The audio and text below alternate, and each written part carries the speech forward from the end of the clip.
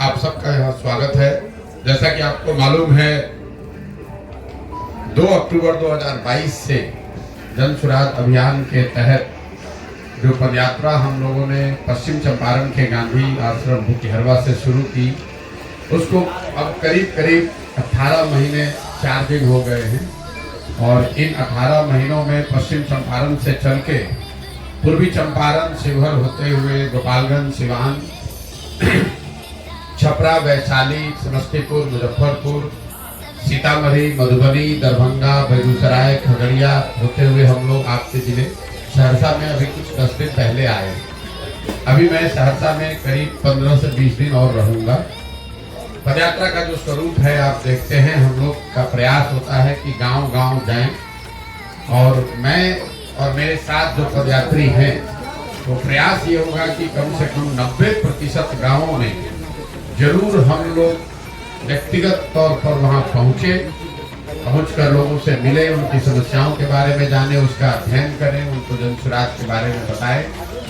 पदयात्रा के जो 3 मुख्य उद्देश्य हैं, वो पहला उद्देश्य ये है कि बिहार, मेरी अपनी जो 15-20 वर्ष की राजनीतिक सामाजिक समझ है, पहले संयुक्त राष्ट्र संघ में, फिर 10 वर्ष राजनीति के क्षेत्र में, मेरा जो अध्ययन है बिहार को लेकर या समझ है, उसके अनुसार बिहार की जो बदहाली, बर्बादी, गरीबी का कारण है, वो उसकी मूल वजह ये है कि यहाँ पर एक तरह से पिछले 30-40 वर्षों से राजनीतिक बंधुआ मजदूरी बन गई है। जैसे देश में पहले गुलामी होती थी, वैसे बिहार में राजनीतिक तौर पर लोगों की गुलामी हो गई है, चाहे वो जात के नाम पर हो, हिंदू मुसलमान के नाम पर हो, या भाजपा के डर से लालू और लालू जी के डर से भाजपा। तो ये जो समस्या है, हम लोग बात करते हैं कि बिहार में सड़क नहीं है, पढ़ाई नहीं है, रोजगार नहीं है, गरीबी है, पलायन है, ये सारी बातें लोगों को पहले से पता है। हम लोग आकर एक दिन देखते हैं, नेता लोग आकर उस पर चर्चा कर सकता है, पत्रकार उस पर लिख सकता है, लेकिन जो लोग इस जीवन को जी रहे हैं उनके लिए तो डेली का काम है। इसके बावजूद वो लोग फिर जाकर वोट उन विषयों को छोड़कर दूसरे विषय पर क्यों देते हैं? तो उसकी ये 4 वजह मुझे जो समझ में आई है कि लोग यहाँ पर अपनी समस्याओं से जूझते हैं, परेशान हैं, लेकिन जब वोट का वक्त आता है तो वोट यहाँ पर मुख्यतः 4 विषय पर लोग दे रहे हैं। पहला, अपनी जात के आधार पे। दूसरा, जो जाति से बचा वो धर्म के आधार पर। ये मानना कि सिर्फ बिहार में हर व्यक्ति जाति पर वोट दे रहा है, ये भी बिल्कुल सिरे से इसको मैं खारिज करता हूँ। और इसका उदाहरण भी मैं हमेशा देता हूँ कि अगर हर व्यक्ति बिहार में जाति के नाम पर ही वोट दे रहा है तो नरेंद्र मोदी जी को वोट बिहार में दे कौन रहा है? उनके जाति का तो बिहार में आदमी नहीं रहता है। तो ये दिखाता है कि हर व्यक्ति जाति के नाम पर वोट नहीं दे रहा है। जो व्यक्ति जाति के नाम पर वोट नहीं दे रहा है वो हिंदू मुसलमान विचारधारा, राष्ट्रवाद के नाम पर वोट दे रहा है। लेकिन इन दोनों के बाद भी करीब आधी बिहार की जनता 2 विषयों पर वोट कर रही है। वो है लालू जी के डर से भाजपा, जिसको आप कह सकते हैं विकल्प के अभाव में।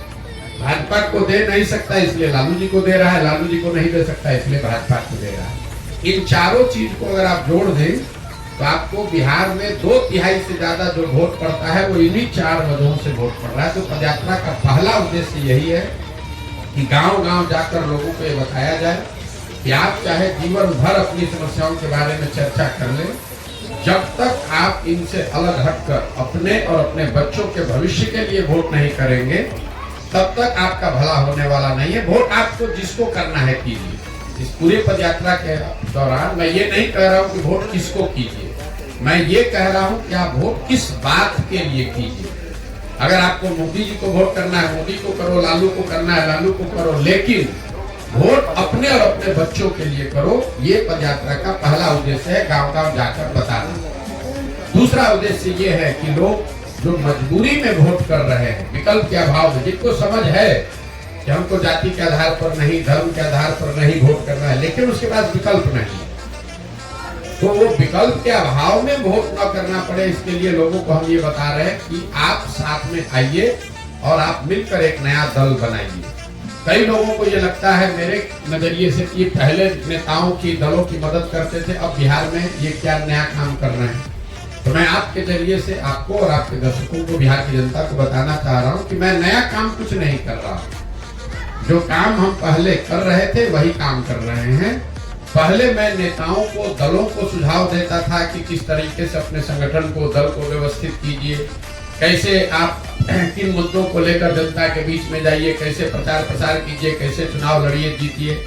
वही काम हम आज कर रहे हैं। फर्क बस इतना है कि पहले दल और नेता के लिए कर रहे थे, अब बिहार के समाज के लिए कर रहे हैं। तो पदयात्रा का दूसरा उद्देश्य है कि लोगों को, समाज को बताया जाए, और जो लोग राजनीतिक तौर पर जागरूक हैं, नया दल, नया व्यवस्था बनाना चाहते हैं, उनको संगठित करके उनकी मदद की जाए ताकि बिहार में एक नया दल, नया विकल्प बन सके।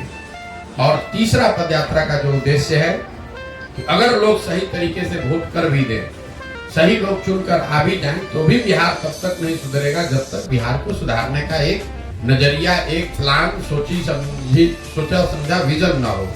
तो इस पदयात्रा के दौरान एक लक्ष्य ये है कि बिहार के 8,500 पंचायतों का जमीन पर अध्ययन करके, विशेषज्ञों की राय से, लोगों की सलाह से हर पंचायत का एक 10 वर्षीय योजना बनाया जाए, ताकि लोग ये देख सके वोट करने से पहले कि उनके पंचायत को अगले 10 वर्ष में विकसित बनाने के लिए जन सुराज के पास क्या योजना है, क्या प्लान है। उस योजना को बनाकर पहले जारी करेंगे, लोग उसको देख पाएंगे, पढ़ पाएंगे, उनको ठीक लगेगा तो जुड़िए, ना ठीक लगे तो कोई बात नहीं है। तो पदयात्रा में जो इतना लंबा समय लग रहा है वो इसीलिए लग रहा है, ये सिर्फ किलोमीटर चलने का मुद्दा नहीं है। ऐसा नहीं है कि मुझको इसको साल भर में करना है कि 2 साल में करना है, 3000 किलोमीटर चलना है कि 8000 किलोमीटर चलना है, कोई चीज निश्चित नहीं है। एक चीज निश्चित है कि बिहार के हर गांव, हर शहर, हर प्रखंड पंचायत तक पहुंचना है। दूसरा चीज निश्चित है कि 3 लक्ष्यों की प्राप्ति के लिए गांव-गांव जाकर लोगों को जन जागरण के हिसाब से उनको बताना है कि आप अपने और अपने बच्चों के लिए वोट कीजिए। अगर आप नया दल, विकल्प बनाना चाहते हैं तो नया दल और विकल्प बनाइए। और तीसरा, हर पंचायत के लिए एक योजना बने। इस पंचायत की योजना में वहाँ की स्थानीय समस्याओं का जिक्र हम लोग करते हैं, कैसे उस समस्या का निपटारा होगा ये बताते हैं।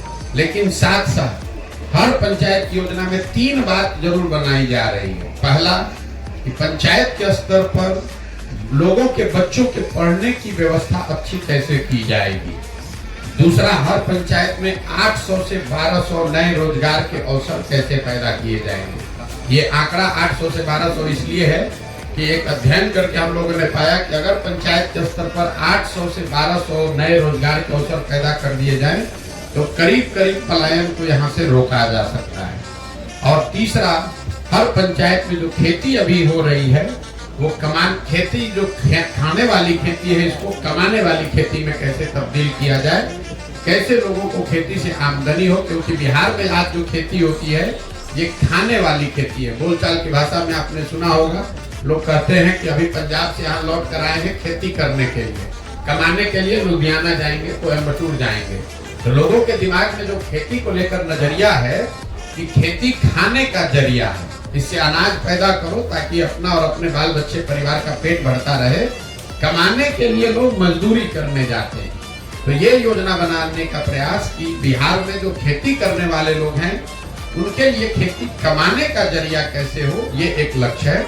इन 3 लक्ष्यों को लेकर अभी 18 महीने से चल रहे हैं, 1-1.5 साल और लग सकता है, लेकिन पूरी तरीके से दृढ़ संकल्पित हैं। इस काम को पूरे बिहार में करेंगे।